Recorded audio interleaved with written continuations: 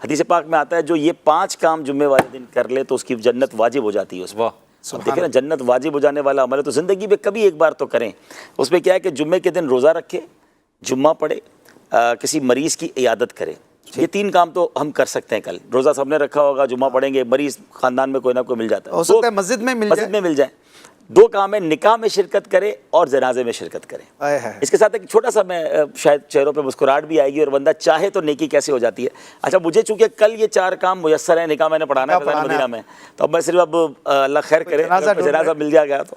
لیکن ایک بار کیا ہوا کہ ایک مبلغ دعوت اسلامی جو تھے ان کا, میں اس کی واقعہ بتا رہا ہوں کہ کوشش کرے تو بندہ کیسے مل جاتا ہے اس کا کام, کہ انہوں نے سوچا کہ یار سب کو بیان کرتا رہتا ہوں اور کبھی خود تو یہ کام کیا نہیں, تو یار چلے ہم بھی کوشش کریں. تو روزہ رکھ کے جمعہ پڑھا اور فیضان مدینہ میں وہ ہے کیا نام ہے شفا خانہ ہے, تو وہاں بھی چلے گئے, مریض کی عادت بھی ہو گئی, نکاح پڑھانا تھا, نکاح بھی شرکت ہو گئی.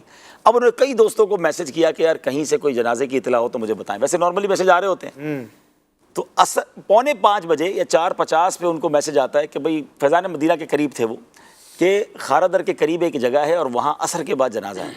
انہوں نے کہا چلو میں پہنچتا ہوں. یہ وہاں پہنچے, وہ گلیوں کے اندر مسجد, وہاں جب پہنچے تو اب چونکہ وہ مدنی چینل کے مبلغ بھی تھے تو علاقے والے حیران کہ یہ بھائی یہاں کہاں سے آ گیا. اچھا وہ پہنچے تو نماز عصر ختم ہو چکی تھی, جنازہ باہر رکھا تھا. جب مسجد والے باہر آ رہے تھے تو انہوں نے کہا چلو میں جنازہ پڑھ لوں, نماز عصر بعد میں پڑھ لوں گا. تو مسجد والوں نے کہا نہیں نماز جنازہ آپ نہیں پڑھانی ہے, تو انہوں نے نماز جنازہ بھی پڑھا دی. اب جو میں بات بتانا چاہ رہا ہوں کہ نیت اچھی تھی الحمدللہ ماشاءاللہ. تو ہوا کیا, جب جنازے سے فارغ ہوئے نا تو ایک نوجوان اس مبلغ دعوت اسلامی کے پاس آ کر کہتا ہے کہ آپ اس علاقے میں یہاں جنازہ پڑھنے کیسے آ گئے؟ انہوں نے کہا بس وہ کچھ اور بات ہے, آپ چھوڑیں. بولا نہیں ایسے نہیں ہے, آپ کو بھیجا گیا ہے. بولا کیوں؟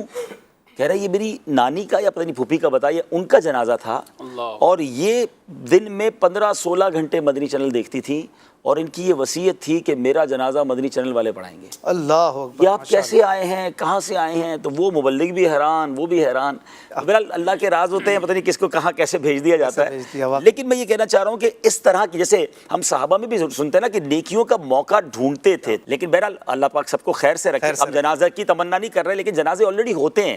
جس طرح اگر ہم تلاش کرنا چاہیں تو خوشی ہوگی نا کہ اب جنازہ پڑھنے کی تو سب ثواب ہے نا. کچھ لوگ کہتے ہیں یار یہ 5 چیزیں کہاں پوری کریں. میں نے کہا میں یہ اناؤنس کر دیتا ہوں, جمعے کے دن جو یہ 5 کام کر لے اس کو 5 لاکھ ملیں گے. اب دیکھیں کیسے پورے نہیں ہوتے. کل رات سے بیٹھ جائیں گے یار, کہاں مریض ملے گا, کہاں نکاح ملے گا, ڈھونڈ کے رہیں گے. مسجدوں میں اعلان شروع ہو جائیں گے کہ بھائی کہاں نکاح بتا دیں, اگر جیسی کوئی جنازے کا اعلان ہو. تو جب 5 لاکھ روپے ملے اور 5 کام کرنے کے لیے آپ تیار ہو جاتے ہو تو یہ تو نبی پاک کا فرمان ہے کہ جنت واجب ہو جاتی ہے. سبحان اللہ, واجب ہو جاتی ہے, اور جمعہ وہ بھی رمضان کا. سبحان اللہ. کوشش کرنی چاہیے اس طرح کی نیکیوں کو تلاش کرنا. زبردست.